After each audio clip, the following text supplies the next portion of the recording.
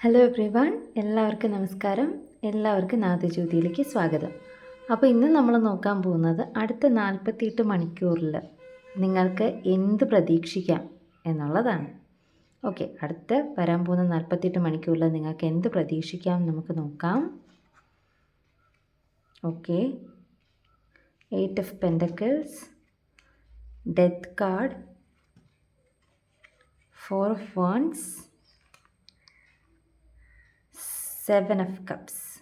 Okay, അപ്പോൾ എനിക്കിവിടെ മനസ്സിലാക്കാൻ പറ്റുന്നത് നിങ്ങളുടെ ഹാർഡ് വർക്ക്, നിങ്ങൾ ഭയങ്കരമായിട്ട് പൈസയ്ക്ക് വേണ്ടി ഒരുപാട് ഹാർഡ് വർക്ക് ചെയ്തിട്ട് റിസൾട്ടൊന്നും കിട്ടാതെയൊക്കെ വിഷമിച്ചിരിക്കുന്നവരാണെങ്കിൽ നിങ്ങളുടെ ആ കഷ്ടപ്പാട് എൻഡ് ചെയ്യാൻ പോവാണ് കേട്ടോ.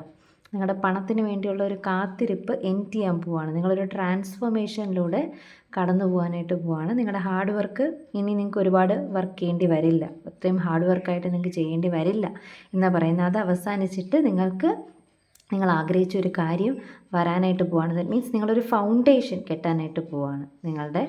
നിങ്ങളുടെ സാമ്പത്തിക അടിത്തറ നിങ്ങളവിടെ മെയ്ഡ് ചെയ്യുന്നതായിട്ടാണ് കാണിക്കാൻ പോകുന്നത്. ഒരുപാട് ചോയ്സസ്, ഒരുപാട് ഓപ്ഷൻസ് നിങ്ങളുടെ മുന്നിൽ വരും.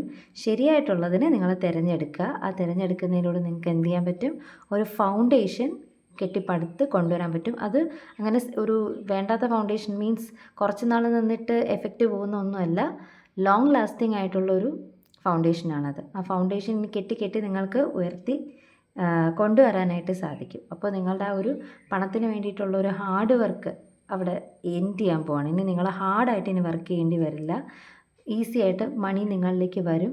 ഒരുപാട് ചോയ്സ് കൊണ്ടായിരിക്കും വരാൻ പോകുന്നത്. പല ചോയ്സസ് നിങ്ങൾക്ക് വരും. ഏറ്റവും ശരിയെന്ന് തോന്നുന്നത് തിരഞ്ഞെടുക്കുക. ഒരു ട്രാൻസ്ഫോർമേഷനിലൂടെയാണ് നിങ്ങളിപ്പോൾ പോകാൻ പോകുന്നത്. ഈ വരാൻ പോകുന്ന 48 അവേഴ്സിൽ നിങ്ങൾക്കിതാണ് പ്രതീക്ഷിക്കാവുന്നത് കേട്ടോ. ഒരു പുതിയ സൂര്യോദയം നിങ്ങൾക്ക് പ്രതീക്ഷിക്കാം. നിങ്ങൾക്ക് ഒരു ഫൗണ്ടേഷൻ ബിൽഡ് ചെയ്യാനായിട്ട് സാധിക്കുന്നു. നിങ്ങളുടെ മാനിഫെസ്റ്റേഷൻ, നിങ്ങൾ എന്തെങ്കിലുമൊക്കെ മാനിഫെസ്റ്റ് ചെയ്യുന്നവരാണെങ്കിൽ അതിനൊരു അടിത്തറ, ഫൗണ്ടേഷൻ അല്ലെങ്കിൽ ഒരു യെസ് സൈൻ നിങ്ങളുടെ മുന്നിൽ പ്രത്യക്ഷപ്പെടാനായിട്ട് പോവാണ്. ഒരുപാട് ചോയ്സസ് നിങ്ങളുടെ മുന്നിൽ വരും. ഫോക്കസ് പോകരുത്, ശരിയായിട്ടുള്ളത് തിരഞ്ഞെടുക്കുക. നിങ്ങൾക്കറിയാം, നിങ്ങളുടെ ഉള്ളിൽ നിങ്ങളുടെ ഇൻറ്റ്യൂഷൻ തന്നെ പറഞ്ഞു തരും എന്താണ് ഞാൻ തിരഞ്ഞെടുക്കേണ്ടത് എന്നുള്ളത്.